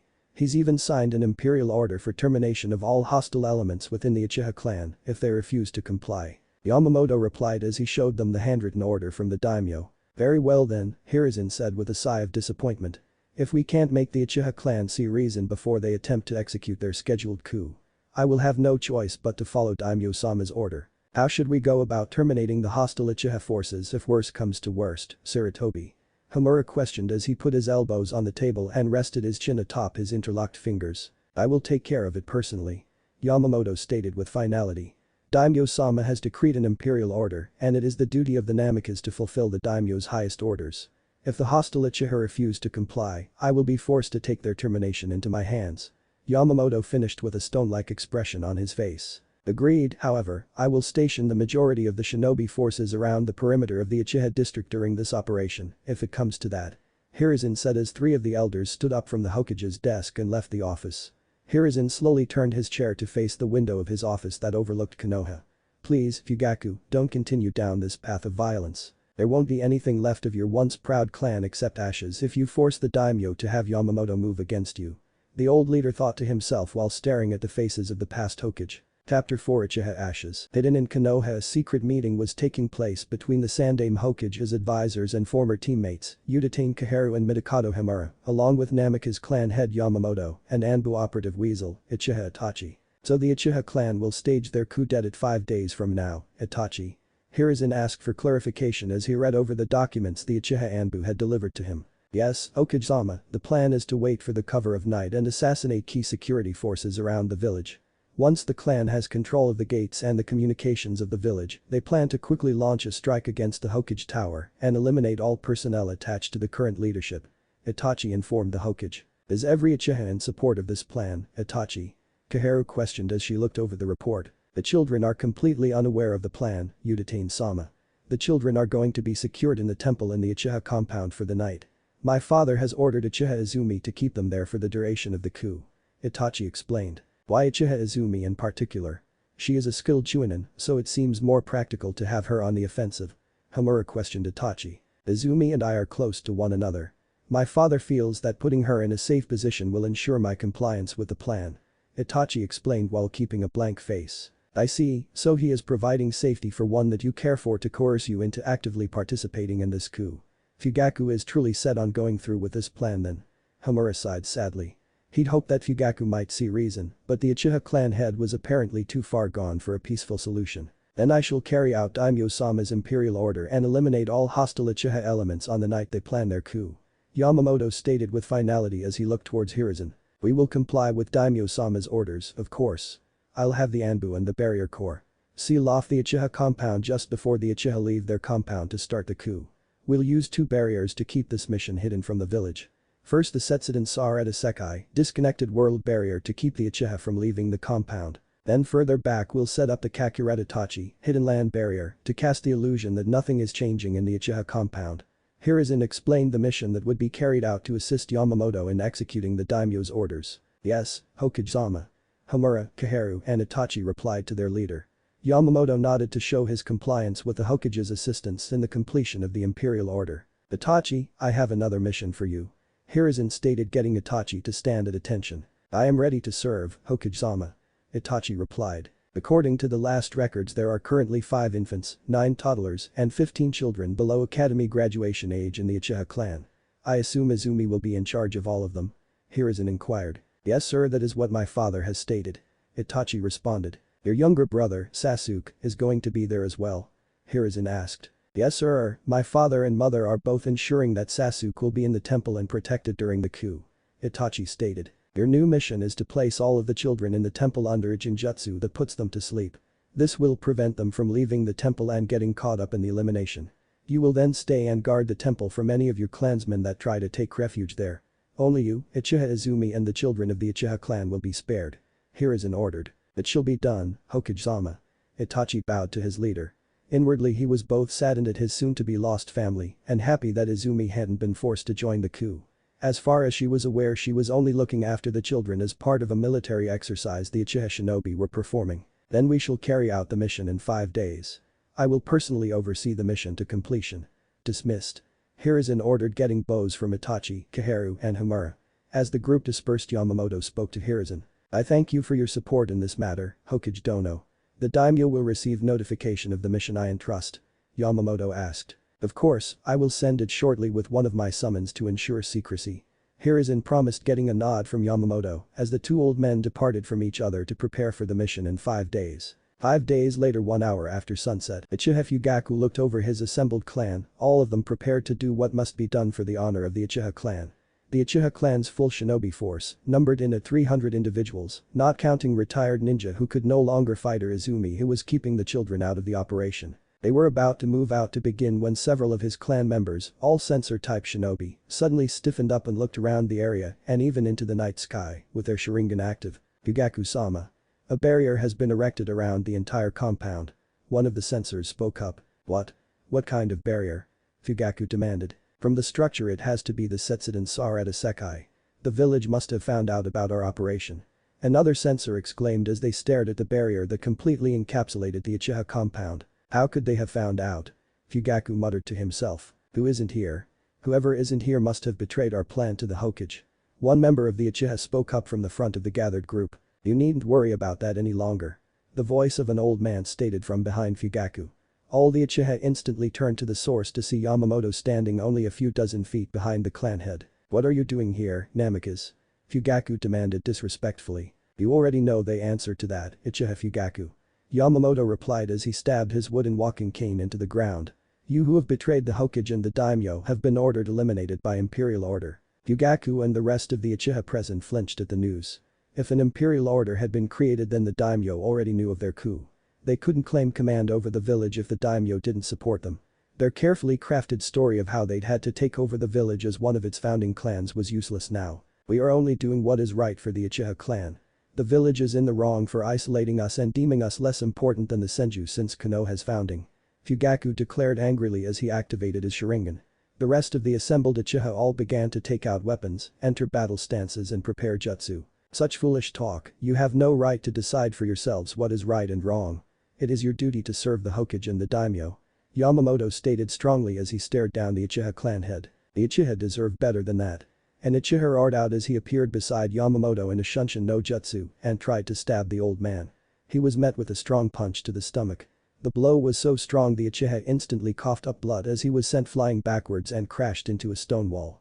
The wall cracked from the force and the Uchiha crumpled to the ground dead. "The time for words has passed," Yamamoto declared as he shrugged off his haori, revealing a form-fitting black shinobi outfit beneath it. The old man's arms were left uncovered and showed the results of a lifetime of training by both their muscle tone and the few scars that covered them. A fiery aura covered Yamamoto as he reached for his walking cane. The flame covered the wooden cane which lit up with a set of seals. The cane seemed to unwind and fall to the ground, revealing a sheathed katana. Yamamoto grabbed the handle of the sword and unsheathed the blade before holding it in front of himself.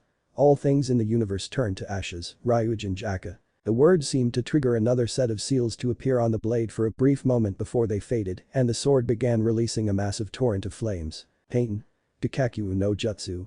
5 Uchiha called out as 5 large fireballs headed towards the old man.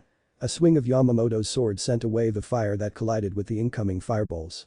The flames clashed and exploded into a conflagration before dispersing a few seconds later. "Surround him, don't stay in one place," Fugaku ordered as he leaped off to the side and landed on a rooftop. The other Uchiha began to disperse around the old man surrounding him as they launched weapons at him. "Such a waste," Yamamoto spoke before disappearing from his position. The volley of weapons impacted the ground where he'd been standing as the multiple Sharingan of the Uchiha tracked the high-speed movement of the old man. Unfortunately, being able to see his movement didn't save the group of Uchiha that he appeared above. The downward swing of his flame-covered sword incinerated all 5 of the Uchiha and the building they'd been standing on top of. "Suiton. Teppadama." Almost a dozen Uchiha called out as they launched huge spheres of water at the airborne man. "Materaman," Yamamoto intoned as he waved his hand and the thick reddish-orange flame appeared as a large rectangle between him and the water jutsu. All of the water flashed into steam upon contact with the flame barrier. Yamamoto dispersed his technique before swinging his sword and unleashing a massive wave of fire in the direction of the attackers. The wave of flame incinerated several houses and 3 Uchiha who hadn't been quick enough to dodge it. Yamamoto dodged another volley of weapons with his high-speed movement before a bright blue ball of fire appeared in his left hand. Sauron Sakatsui, Twin Lotus Blue Fire, crashed down. The ball of blue fire exploded into a huge pillar of flame that decimated everything in its path. Multiple Uchiha had been caught by the unexpected attack and even more houses had been turned to ash. "Oten. Tobitsubu no Jutsu, Flying Thrown Stones." An Uchiha called out from behind Yamamoto, sending a barrage of rocks at the old man's back. This was at the same time that multiple volleys of weapons were launched at him and 3 more Suiton Teppadama were heading for him from multiple directions. Aikin, Great Flame Eruption. Yamamoto exhaled as a massive column of fire erupted from his position and rapidly spread out in all directions. The top of the column of fire actually struck the top of the barrier, enclosing the Uchiha compound, showing that the barrier's ceiling was well over 100 feet high. The column of fire continued to spread, engulfing nearly a tenth of the Uchiha compound in flame and turning everything within to ash. Almost 100 Uchiha shinobi died from the technique and all of the non-combatant Uchiha that were in the area were incinerated along with their homes. "You bastard." Fugaku growled from the distance he'd been forced to retreat to in order to escape the flames. As the Uchiha shinobi tried to regroup from losing 1/3 of their force, Yamamoto walked through the scorched area he'd just created in the Uchiha compound. "Suiton. Bakusui Shouha, Exploding Water Colliding Wave." Called out nearly a dozen Uchiha from Yamamoto's left as a massive tidal wave of water formed and rushed towards him. Morukauhai, burning desolation. Yamamoto declared as he pointed his sword towards the tidal wave. An even more massive wave of flame erupted forth from the blade, but these flames were almost white in their heat. The tidal wave was quickly reduced to steam, which released a large shockwave that devastated the area where the two attacks collided. But the almost white fire cut through even that and incinerated the attackers.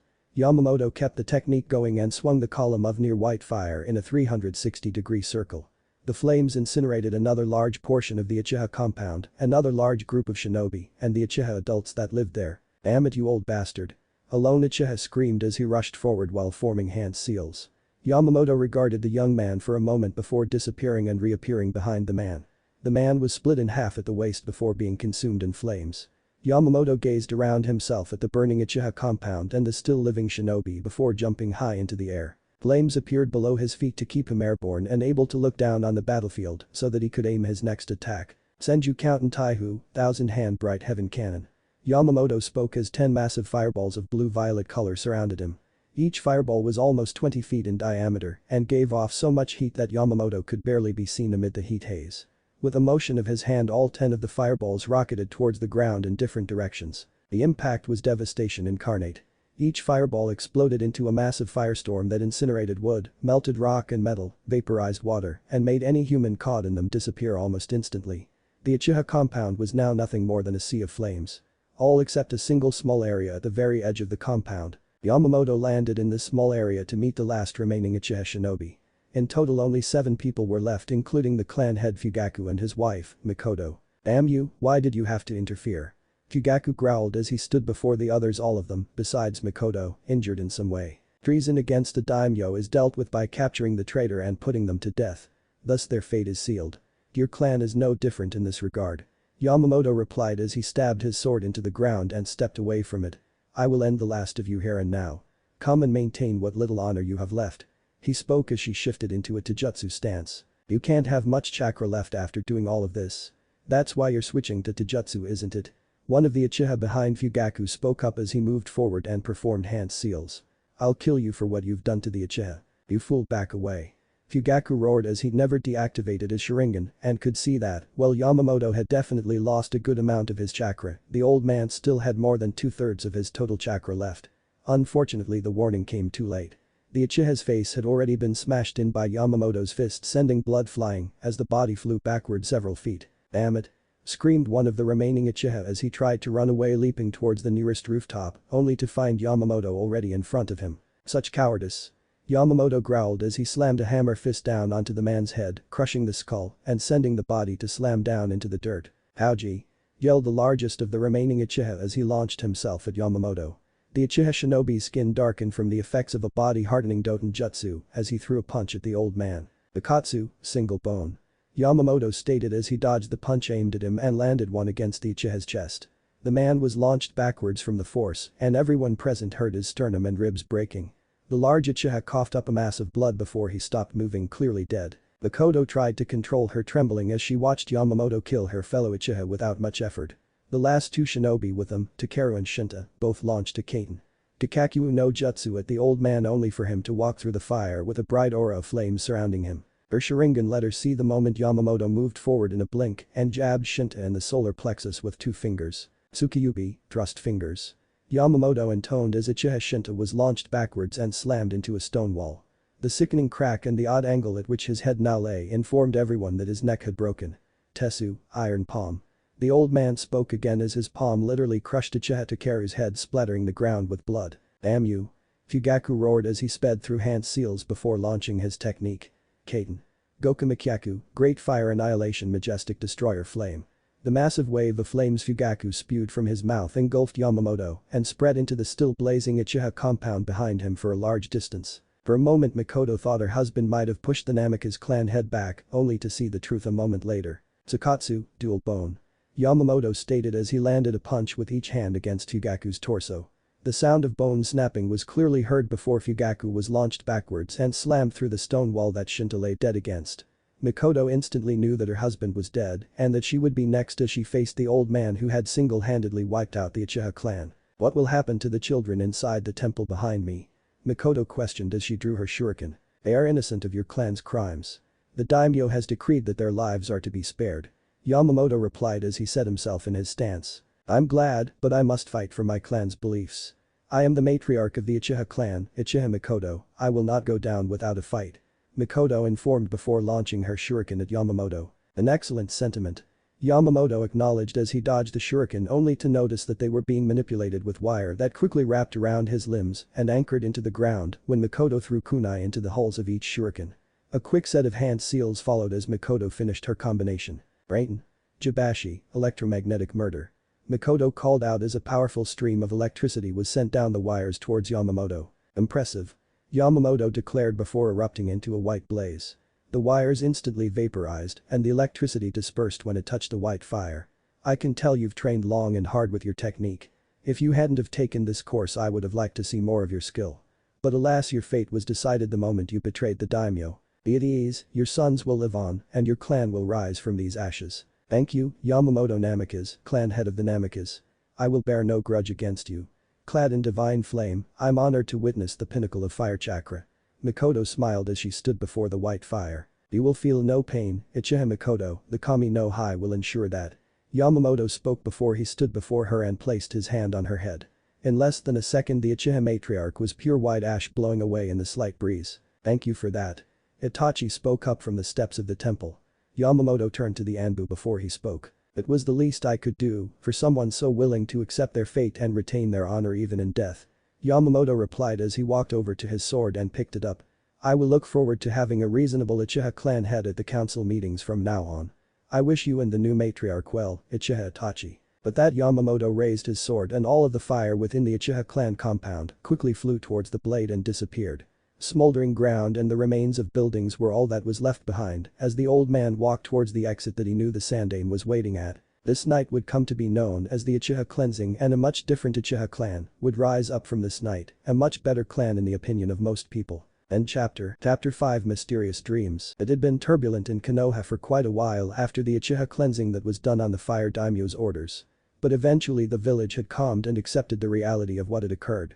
The heads of the shinobi clans were gathered together to acknowledge the newest member of their ranks and discuss the future of the village. I, Uchiha Itachi, swear to serve the Hokage faithfully with the full strength of myself and my clan for as long as we reside within Konohagakure no Sado.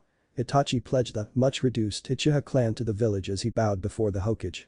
The other clan heads watched on, several of them happy that a reasonable person like Itachi had taken leadership over the Uchiha clan. No longer having to listen to Fugaku's demands every meeting would be a welcome change. I accept your pledge of loyalty, Uchiha Itachi, rise and take your seat among your peers. Hiruzen stated formally and Itachi rose from his bow and moved to take the empty space reserved for the Uchiha clan head. Once the young man was seated Hiruzen began the meeting. How are the children of your clan coping, Itachi? As well as can be expected, Hokage-sama. We'll be making use of the offer for therapy given by the Yamanaka clan. Itachi replied before giving a brief nod towards Yamanaka and Oichi. The Yamanaka head nodded back reassuringly to the new clan head. Hopefully the children can heal and come to terms with what has come to pass. Hiruzen nodded before moving on to the next topic of the meeting. Now, as to how we'll have to redistribute the patrols of the police force now that the Uchiha aren't able to handle all of the tasks. Academy. Namikaze Naruto, currently 9 years old, was sitting in his class listening to Iruka-sensei lecture about the Second Shinobi War. While he didn't often find history interesting, he was a dutiful student and paid attention to the lessons. Thankfully for the young boy, they were about to wrap up history and start practical application of their training. He was looking forward to getting to test his developing skills and see what he needed to improve upon. Alright class, that's all for today. Iruka announced a few minutes later. Now let's make our way outside in an orderly fashion to start physical training. The students stood up, some cheering at being done with the book work for the day, and followed their sensei outside. While waiting for his turn at the first practice area, Naruto thought back on a recent dream he'd had. Technically it was the same dream he'd been having as it was recurring at multiple nights for the last 2 weeks. The same dream over and over again. Does it mean something? Naruto mused as he thought back on the dream. He'd be in what could only be described as a desert, sand as far as the eye could see. Then the sky would darken and rain would begin to fall. From the sand an oasis would rapidly grow and a silhouette would become visible. It appeared to be a child close to his age, but they carried something with them. It was only in the last few recurrences of the dream that Naruto had discovered the object to be a large folding fan. The silhouette had swung the large fan in his direction this past night, kicking up a fierce gale and causing Naruto to awaken. Maybe grandfather will know what it means. Naruto hummed to himself before hearing his name called and stepping forward to perform the required task, shuriken throwing. The Namikaze heir performed his exercises near flawlessly throughout the training time. When it came time for ninjutsu practice, Naruto, as usual, moved a fair distance away from the rest of the students to practice Kaiten ninjutsu after completing the Kawarimi and the Henge. They were going to start learning the Bunshin no Jutsu next week, according to Iruka-sensei. Many would call the Namikaze Kekkei genkai overpowered. The ability to conjure and manipulate flames with just their chakra and will made the Namikaze powerful from the beginning. Their ability to control when and where the fire appeared and how hot it was made many unable to even get close to the daimyo shinobi. It was why the fire daimyo in the distant past had made the Namikaze clan his personal shinobi force. No enemy had been able to make it past the combination of the fire daimyo samurai forces and the Namikaze shinobi since they'd been brought together. This had led to an unbroken line of succession for the current line of the daimyo family for countless generations. Naruto knew, without having to be told, that he was expected to uphold the clan's reputation and to bring about a new branch of the Namikaze within Konoha. This would further solidify the fire daimyo's control and influence within the village. Seems they've decided to watch again. Naruto sighed with small smile as he saw some of his classmates watching his Kaiten practice. With a small wave of his hand, flames appeared and with but a thought they were launched at his targets. The wooden dummies were engulfed in fire and Naruto quickly snuffed out the flames with another thought. These exercises were given to him by his grandfather to refine his control over the Kenshite. Without proper control, the flames were as much a danger as they were an asset. Naruto, who had dreams of one day mastering the Shinseihi, made control one of his top priorities. A deep exhale and Naruto brought forth a large conflagration surrounding the burnt dummies. With his chakra he made the flames spin around the dummies without touching them. The swirling flames rose into the air and towered over his side of the practice grounds, drawing the eyes of everyone. Naruto slowly brought the towering spiral of flames down. The massive fire slowly shrank as he pulled his chakra away from it until nothing remained except a brief heat haze. Next movement. Naruto breathed in before calling forth his bloodline limit again. This time 3 lines of fire raced from directly in front of him and towards the dummies.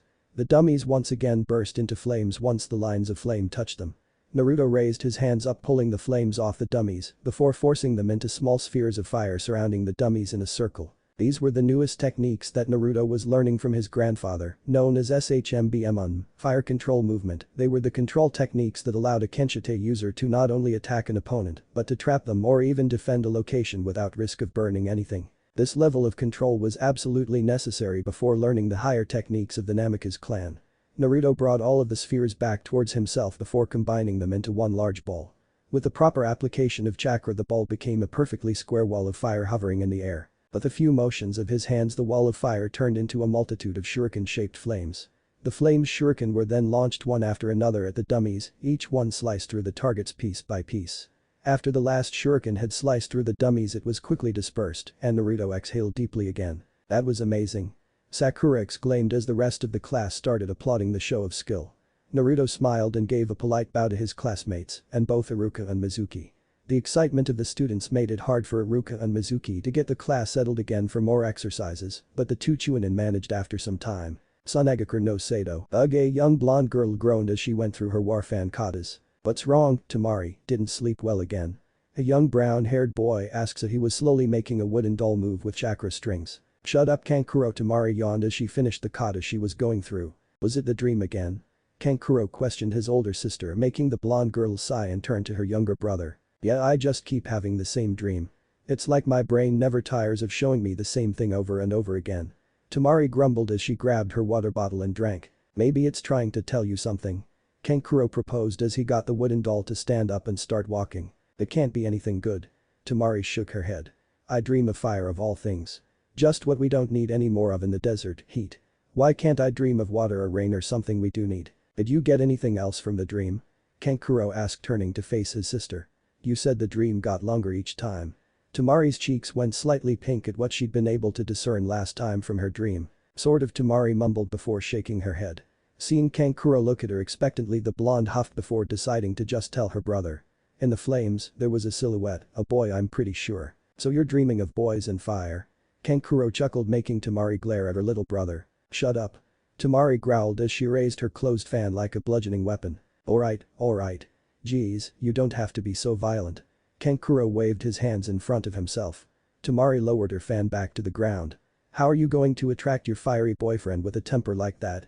He snarked before taking off running with Tamari in hot pursuit, screaming threats of violence. Konoha, so you've been having this reoccurring dream for a while. Yamamoto stated as he ran a hand through his beard. Yes, Oji-san, but I don't know what it means, or if it means anything. Naruto replied as they sat together on the back porch. For now just keep learning more from it each time. It may reveal its nature soon enough on its own. Yamamoto suggested and Naruto nodded in agreement. For now show me how far you've come with your training. With that the two stood and walked towards the center of the training area behind the main house of the Namikaze compound. I'm ready, Oji-san. Naruto bowed getting one in return from Yamamoto. Use everything you have, Naruto. I want to see how far you've come. If I think you're holding back I'll demonstrate more power than you can handle, do you understand? Yamamoto questioned his grandson. Yes, Oji-san. Naruto replied with determination. Then begin. Yamamoto called out and Naruto instantly ignited a massive blaze behind his grandfather. The old man merely chuckled as he flared his own flames and blasted his grandson's attack away. I see you've been working on your SHMBM. But you still have much to learn. So it seems. Naruto smiled as he unleashed two Kaso Hapaken towards his grandfather. The old man batted the fireballs into the air with his left hand before sending a wave of fire at his grandson. Naruto raised both of his hands and formed a Materaman in front of himself to block the wave of fire. With a brief moment to focus as his technique dispersed, Naruto formed a large ball of flame before using his chakra to compress it down several times. What was once a ball of fire a dozen feet in diameter was now a compressed ball of white fire, no bigger than a softball. Naruto launched his white fireball at his grandfather the moment he came into view from the fading flames. I see you've been practicing well. Yamamoto grinned as the white fireball rocketed towards him. Moromanto, burning cloak. The old man intoned just before the white fireball struck and exploded covering the area in fire and smoke. Naruto grimaced knowing the purpose of the technique his grandfather had used and sent 4 lines of fire along the ground towards him. All 4 lines connected with something in the smoke and engulfed the area in flames. Naruto followed this up by sending out dozens of Bakuhateru to blast the area around his grandfather. While the Bakuhateru were going off, Naruto took his time and focused on increasing the heat of the flames in his hands. Red flame became orange, orange flame became yellow, yellow flame became white, and white flame slowly turned blue. Naruto waited for just a moment to stabilize the blue flame before rushing off to the side of the smoke cloud obscuring his grandfather. The smoke was suddenly waved away in one motion and Yamamoto stood there completely unharmed. The old man was clad in bright yellow-white flames all over his body. Moromanto is amazing. Naruto praised with a grin. It can be indeed. Yamamoto chuckled seeing the blue fire in his grandson's hands. Can it block blue fire? Naruto asked as he launched a stream of blue flames at his grandfather. The old man was engulfed and Naruto poured more chakra into his flames to keep them going. It can with enough chakra. Yamamoto answered his grandson as his hand shot out of the blue inferno and grabbed his guy. With a heave the old man tossed the boy over his shoulder and Naruto had to disperse his flames to land properly. Let's see if this works. Naruto mused as he extended all the fingers on his right hand and coated it in flames. The flames formed a vaguely blade-like shape and became yellow-white like Yamamoto's Moromanto. Kinseikei. Saisho no Fumu Netsuken, flame shaping. First form heat sword. You've even worked on your Kinseikei. I'm impressed, Naruto. Yamamoto praised his grandson. Thank you, Oji-san. Naruto accepted the praise before moving in with his technique at the ready. His first swing was deflected and he spun with the deflection to build up speed for his second strike. The thrust was dodged with a bare minimum of movement and Naruto had to duck to avoid a back fist to the face. The young boy followed up with slashes and stabs aimed at vital areas only for them to be blocked or redirected by his grandfather. What amazed the young boy was the fact that all of his attacks had been deflected with his grandfather's left hand. His grandfather was right-handed, which drove the point home that Naruto wasn't strong enough to even make his grandfather use his dominant hand. Show me some more, Naruto. Yamamoto requested and Naruto seemingly exploded into flames, a technique reminiscent of the Daikin, but was only an imitation. His sight obscured by flames and smoke, Yamamoto searched out his grandson with his chakra sensing skills. He smiled proudly when he felt the buildup of chakra coming from behind him. Kinseikei. Naiban no Fumuyari Oshinkayaku, flame shaping. Second form incinerate spear. Naruto intoned as he threw a spear of white fire at his grandfather's back. Excellent, Naruto, you've done well. Yamamoto praised as he spun around and caught the spear with his left hand. The construct stopped dead and was dispersed casually by the old man while Naruto was breathing deeply to steady himself. Not well enough yet. Naruto replied as he walked over towards his grandfather. I have decades more experience than you, my grandson. Yamamoto grinned as he patted Naruto's shoulder. Do not feel discouraged, you'll only get better with time. The two made it to the porch again, just as a servant was bringing out tea for them. As they got settled and had some tea they talked about Naruto's further training. I'm having some trouble with the third form of Genkai, Naruto admitted with a sigh. Yamamoto chuckled at his young grandson before asking about the problem. What are you having trouble with? Yamamoto questioned as they listened to the soft clack of the bamboo deer scare. Maintaining the ring, it's difficult to maintain it and draw from it for other techniques at the same time. Just forming the ring is hard enough, using it is a whole other matter. Naruto explained and Yamamoto nodded in understanding. Would another demonstration help? Yamamoto asked and Naruto nodded. With a chuckle the old man stood up and walked off the porch and several feet away from Naruto. Kinsekai. Sanban no Fumu Nichiren, flame shaping. Third form sun wheel. He intoned and a ring of yellow-white fire formed behind him, slowly spinning and looking like a corona from a star. Focus is key for this technique. Once you form it you'll need to learn to split your focus and produce techniques from it. Yamamoto explained as he held out his left hand and a larger and much more defined Netsuken formed around his whole forearm. The Nichiren spinning behind him had supplied the fire making the Netsuken yellow-white by default instead of having to focus to attain the proper temperature. The Netsuken then transformed into a Yari Oshinkayaku without losing any of its heat as the Nichiren once again supplied the flames. Splitting my focus is difficult. If I take my focus off the Nichiren for even a moment it either drops sharply in temperature or it collapses entirely. Naruto stated as his grandfather dispersed the flames and moved to sit back next to him. You still have many years at the academy before you have to worry. As we are not in wartime you'll graduate at 16, so that gives you 7 more years to hone your skills before you'll be sent on missions. Yamamoto stated as he sipped his tea. I know, Oji-san, but I feel like the sooner I master the Kenshite the better off I'll be. Naruto sighed before sipping his own tea. Once the basics have been mastered I can start working on the final form of our bloodline, the Yaganshite, Lava Emperor. Only one that has mastered the Yaganshite is allowed to learn the Shinsei, so I want to get there as soon as I can, no matter how much work it takes. Your dedication is commendable, Naruto, but all things come in time. Yamamoto stated simply. You'll reach your goals as you put in the time and effort to learn and control the Kenshite. When the time comes that you eventually master even Yaganshite, then I will personally instruct you in the ways of the Shinsei. Yes, Oji-san, thank you for your wisdom. Naruto bowed slightly to his grandfather. In the intervening years we'll have to find you a wife to carry on the Namikaze lineage. Yamamoto smiled as his grandson turned red. You still agree we'll put that off until I'm at least 15, right Oji-san? Naruto questioned making Yamamoto laugh as he ruffled his grandson's hair. Yes, until you're 15 at least. Yamamoto chuckled. We'll more than likely start receiving offers when you turn 13 though. I suppose that'll just give us more time to consider the options. I'm not really looking forward to that, Oji-san. Naruto sighed as he shook his head. Clan politics weren't something he was looking forward to having to deal with in the future. Maybe if he was lucky he'd meet a nice girl of proper standing that could help take care of that kind of stuff. It can work out, Naruto, especially considering that we have time to find you a girl that you actually like and care for. I wouldn't just throw you into an arranged marriage without your say-so. That is not the way of the Namikaze clan. Yamamoto reassured his grandson. Thanks Oji-san, I appreciate it, but can we not talk about marriage until the marriage offers actually start coming in? I'm way too young to be considering marriage to begin with. Naruto requested and Yamamoto chuckled at his grandson and his aversion to the topic. Very well, Naruto, we'll wait for the offers to come in. Yamamoto agreed. Now how has your progress in the academy been? I'm maintaining the number 1 spot in the rankings so far, Oji-san. Naruto informed his grandfather. Though I must admit that Uchiha Sasuke is a very close second when it comes to shuriken jutsu. Haruno Sakura is also very close to me in the standard courses, she's a good student in that regard, needs to put in a bit more effort on the practical training though. How have your friends been? Yamamoto asked knowing his son was friends with multiple clan heirs. Hiba is still loud and brash, but he works hard and is improving his skills. Chaoji is apparently having some trouble with his clan's jutsu. I think it's mostly a lack of confidence though, rather than any lack of talent.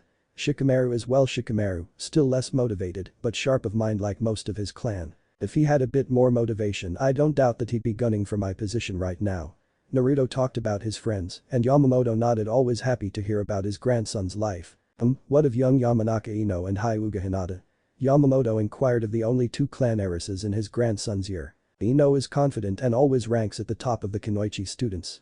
She only loses to Sakura in bookwork. Hyuga-sen is rather introverted and shy, she also seems to lack confidence. I'm uncertain as to why considering she shows amazing flexibility during warm-up stretches and to jutsu practice. Naruto replied as he sipped his tea. I see, perhaps the Hyuga heiress has a more gentle spirit than most of her family. Yamamoto pondered as he took a sip of his own tea. A lack of aggression and killer instinct can be detrimental for a shinobi.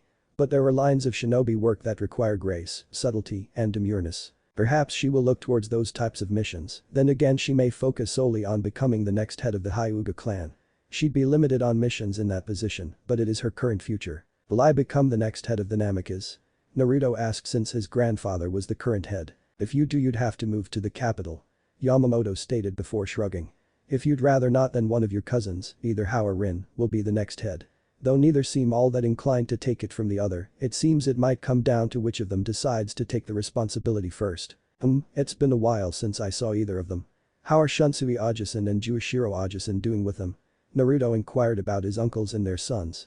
Yamamoto had only had one son in his life, Naruto's father Minato, but he'd had a younger brother that had died while on a mission when they had been in their late 20s. His deceased brother had left behind a wife and two sons, Juishiro and Shunsui, that Yamamoto had taken in as his own. The two men had grown up and married years before Naruto was born and each had a son. Juishiro's son Hao, calm and collected like his father, and Shunsui's son Rin, a bit of a hothead but valued family above all else, also known for indulging in the occasional bouts of laziness with his father.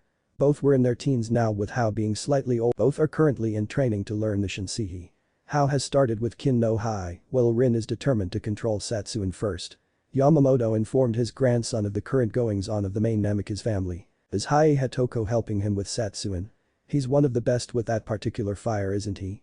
Naruto asked since he had only met his second cousin Hai once before. Yamamoto had told him about the reclusive Namikaze and his mastery of the Satsuin. I believe he is. The last progress report I got from the capital did have a short message from Hai. He was declaring Rin a lazy slacker if I recall. Yamamoto sighed while Naruto broke out into chuckles. Trust Rin to get on the ever-serious Hai's nerves. Namikaze-sama, dinner will be ready in an hour. I wanted to inform you in case either of you wish to take a bath first. Kaya, the head servant, informed the two. Thank you Kaya, we'll both be using the onsen to clean up before dinner. Yamamoto informed the woman who bowed and left the men quickly. Come along Naruto, we have enough time for a relaxing bath before dinner. Of course Oji-san. Naruto smiled as he followed along behind his grandfather. A warm bath and a good dinner was just what he needed after training. He had a long way to go with his skills, but he was determined to become a Namikaze worthy of wielding the Shinsei. His other responsibilities, like finding a wife to create a new branch of the clan here in Konoha, could be put aside for at least a few more years. End chapter. What if Naruto has a Fire Kekkei genkai? Thanks for watching my video till the end. If you enjoy this content, then do consider subscribing to my channel and leave a like if you guys need the next part, comment down, and thanks for watching the video and see you guys in the next video.